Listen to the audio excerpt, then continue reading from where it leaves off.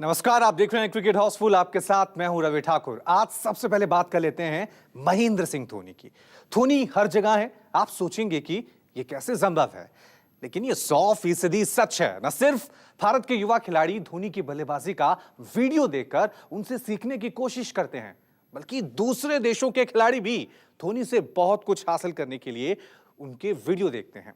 बांग्लादेश के एक बड़े खिलाड़ी का कहना है कि खाली समय में वो धोनी के वीडियो के सहारे बल्लेबाजी को निखारने के टिप्स हासिल करते हैं, और साथ ही जब धोनी मैदान पर होते हैं तो फिर उनका मैच देखते हैं और प्रेशर से कैसे जीता जाता है ये सीखने की कोशिश भी करते हैं।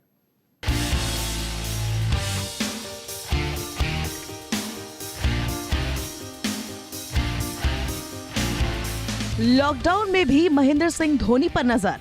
लॉकडाउन का सही फायदा उठा रहे हैं कुछ होनहार खिलाड़ी। धोनी से सीखकर महान बनने का सबसे बड़ा मंत्र। सीखने की ये कला शानदार है। धोनी के हर वीडियो पर है उसकी नजर। धोनी जब मैदान पर खेलते हैं उस दौरान भी रहती है उसकी मैच पर नजर।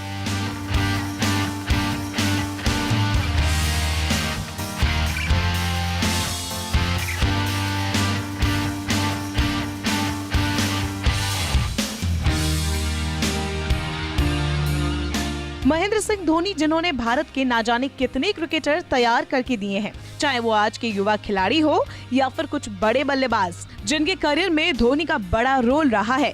धोनी सिर्फ भारतीय क्रिकेटर के लिए फायदेमंद साबित नहीं हुए हैं, बल्कि धोनी से बाकी देशों के क्रिकेटर भी काफी कुछ सीख रहे हैं।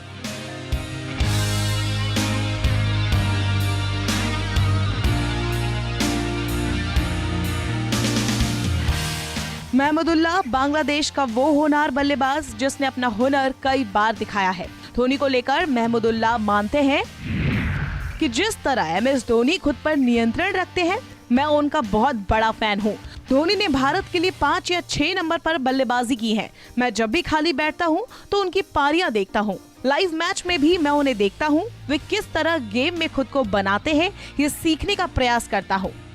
बांग्लादेशी बल्लेबाज की बातें इसलिए भी अहमियत रखती है क्योंकि महेंद्र सिंह धोनी की तरह महमूदुल्लाह ने भी कई अच्छी पारियां खेली है। वैसे महमूदुल्लाह से पहले बांग्लादेश के एक और खिलाड़ी सबीर रहमान ने धोनी को लेकर बयान दिया था। सबीर रहमान का कहना था कि उन्होंने धोनी से बल्ले की मांग की थी ताकि वो भी धोनी की तरह लंबे छक्के मार सके। धोनी ने बल्ला तो दिया, लेकिन एक शर्त के साथ। आपके बल्ले में क्या खास बात है कि जो भी गेंद आप मारते हैं वो छक्के के लिए जाता है? इसका जवाब देते हुए धोनी ने कहा, सब आत्मविश्वास का खेल है। फिर मैंने उनसे उनका बैट मांग लिया। तब धोनी ने मेरे से कहा था कि वो उसे अपना बल्ला दे सकते हैं, लेकिन शर्त ये है कि वो उस बल्ले का उपयोग भारत के खिलाफ नहीं कर सकते हैं। वो उस बल्ले का इस्तेमाल अन्य टीमों के खिलाफ करेंगे। ये वही शब्बीर रहमान है जिन्हें धोनी ने 2016 T20 वर्ल्ड कप में चीते की फुर्ती दिखाकर अपना शिकार बनाया था, और धोनी ने बड़ी ही चालाकी के साथ उनको आखिरी मूवमेंट पर स्टंप किया था। जाहिर है धोनी न सिर्फ भारतीय खिलाड़ियों के लिए रोल मॉडल है, बल्कि धोनी दुनिया भर के क्रिकेटरों को प्रेरित करने का काम करते हैं। और अब बात कर लेते हैं उस शाहिद अफरीदी की जिसे उन्हीं के देश के पूर्व मेयर बुज़दिल कह रहे हैं। अफरीदी ने भारत के खिलाफ जहर उगला था, PM मोदी के खिलाफ अपशब्दों का इस्तेमाल किया था, जिससे अब एक बार फिर से सच का आईना दिखाया गया है।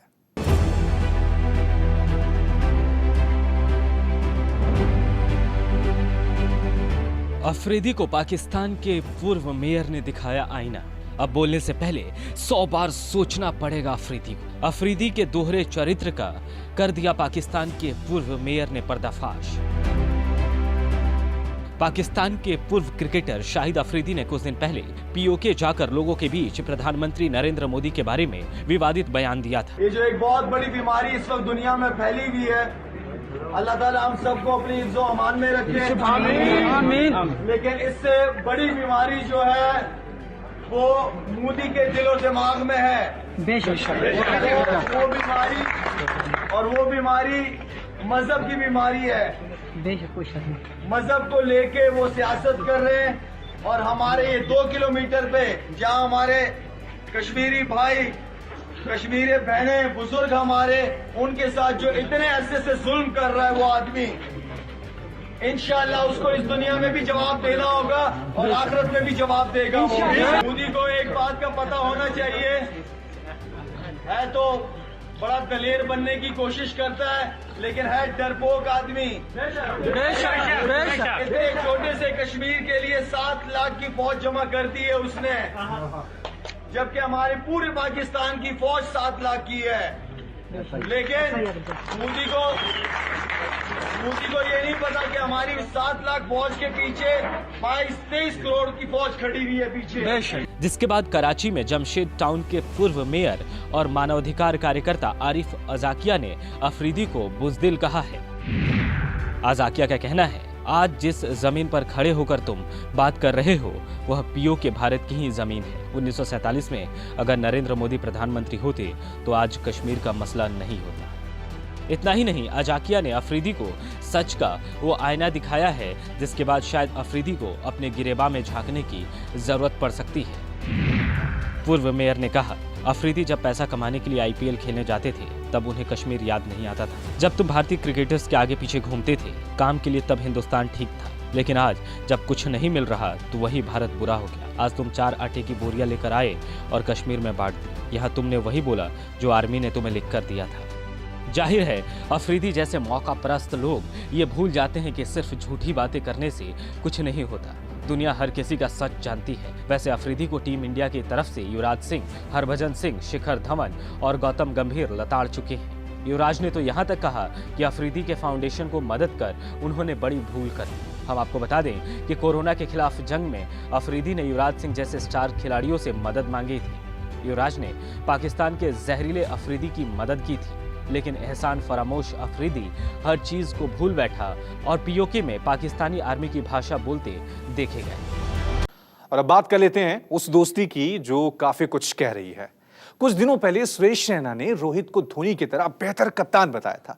विराट से रैना ने किसी की तुलना तो नहीं की थी, लेकिन रैना की नजर में विराट से बेहतर कप्तान रोहित हैं। और अब 11 साल पुरानी एक तस्वीर सामने आई है जिसमें रैना रोहित के साथ प्रज्ञान ओझा नजर आ रहे हैं। कैसे तस्वीर बहुत कुछ कह रही है, देखिए।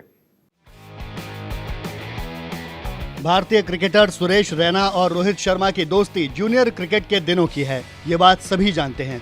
लेकिन दोनों की दोस्ती कितनी गहरी है इसका अंदाजा तब हुआ जब दोनों क्रिकेटर्स ने एक ही पुरानी फोटो को पोस्ट करते हुए इमोशनल अंदाज में दोस्ती का इजहार किया।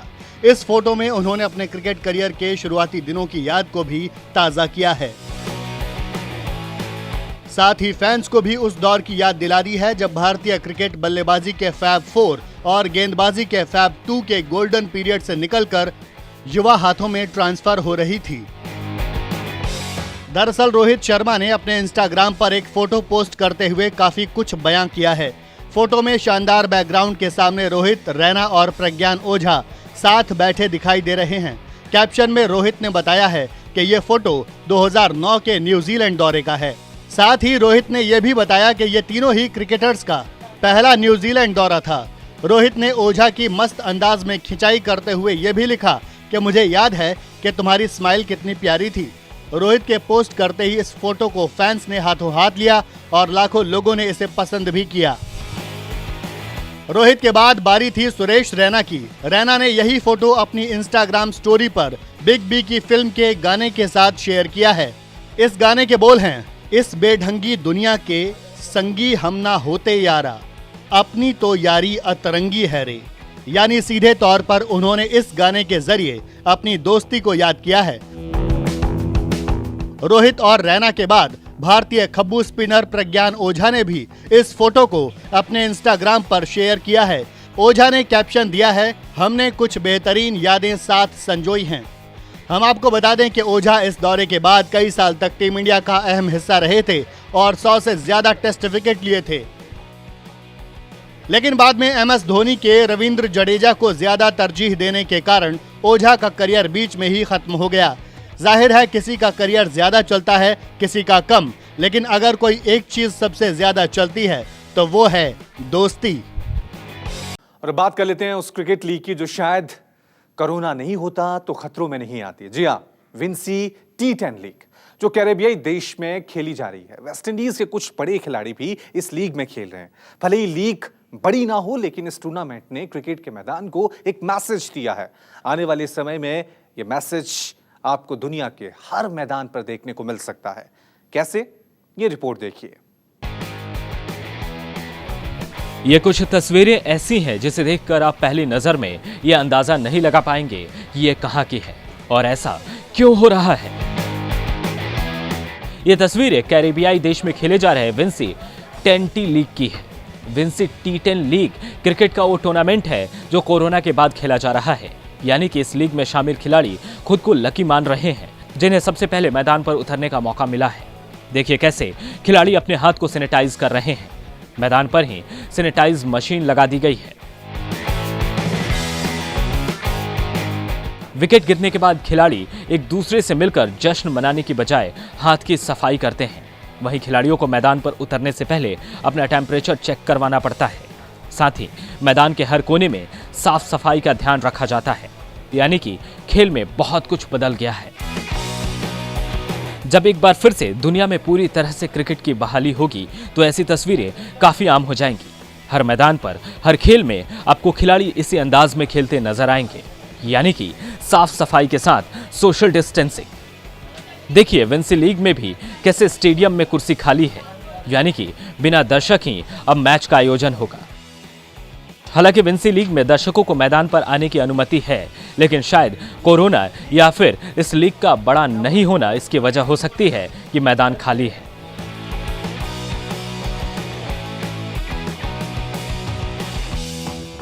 भले ही खाली मैदान में मैच खेला जा रहा है, लेकिन इस लीग में पूरी दुनिया की रुचि है। बड़े से बड़े क्रिकेट वेबसाइट पर इसका स्कोर कार्ड दिखाया जा रहा है। अगर कोरोना की वजह से क्रिकेट कैद नहीं होता तो फिर शायद इस लीग के बारे में अब तक कोई खबर नहीं पहुंचती। जाहिर है कोरोना ने काफी कुछ बदल दिया है। पूरी दुनिया में खेल पर ब्रेक लगने के बाद हर किसी को एक बार फिर से गेम की वापसी का इंतजार है और इस लिहाज से विंसी लीग का ये कदम काफी अच्छा माना जा रहा है। एक तो कई बड़े कैरेबियाई खिलाड़ियों को मैदान पर फिर से उतरने का मौका मिला है और साथ ही साफ सफाई की इन तस्वीरों ने ये संदेश दे दिया है कि सावधानी में ही सबकी भलाई है, चाहे वो क्रिकेट का मैदान ही क्यों ना हो।